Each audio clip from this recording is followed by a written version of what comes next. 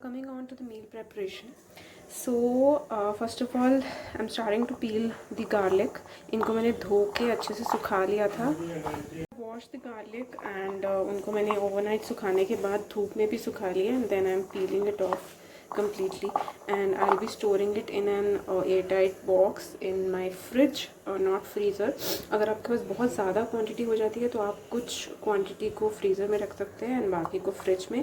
So now if you keep it like this it will stay nicely, like it will not go bad and you can maybe if you want to add it, if you want to chop and add or if you want to grate and add, you can just simply take out and do it.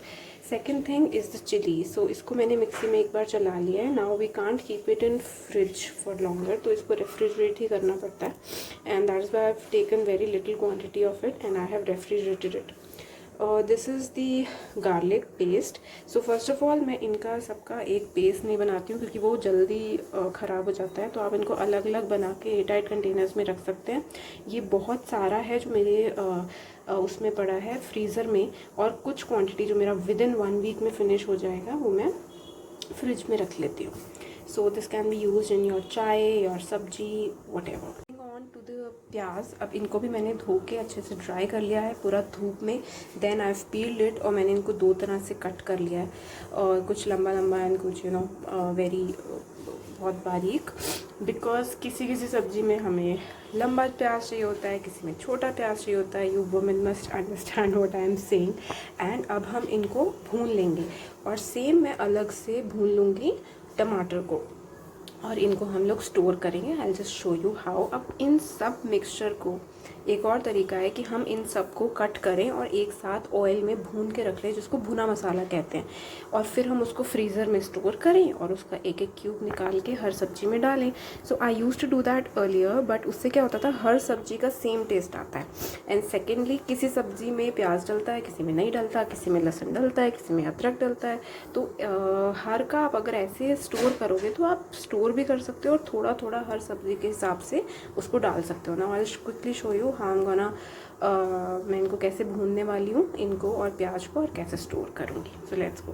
टमाटर chop tomato is also ready और यहाँ पे प्याज भून रहा है. All you have to do is just put some oil and put onion. और ऐसे ही मैं यहाँ पे ये टमाटो को भूनने वाली हूँ और बस इनको पका के आप रख सकते हैं. तो these half cooked masala has been cold now and I'm gonna transfer it in this silicone multi-portion. It's from a brand called Biaba.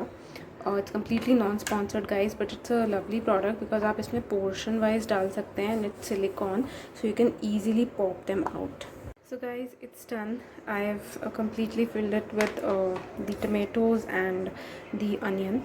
So you can just freeze them now. Once they are frozen, you can just pop them out like this.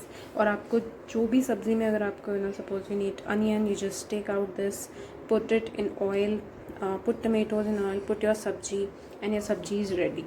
Secondly, this is half cooked. I prefer to do it half cooked ताकि जब मैं इनको freezer से निकालूँ I still cook it for 1 to 2 minutes. उससे ये थोड़े और क्रिस्पी हो जाएगा. अदरवाइज़ अगर आप डायरेक्टली फ्रीज़र से यूज़ करोगे तो वो बहुत सॉगी सा हो जाता है. सो here's another tip. Also this is a very small portion which I am showing it to you. और अगर आपके पास सिलिकॉन मल्टी पोर्शन नहीं है तो आप इनको अपनी रेगुलर जो आइस ट्रे है उसमें भी क्यूब्स की तरह से आप इसको स्टोर कर सकते हो. The rest of my stock is been stored like that in my freezer.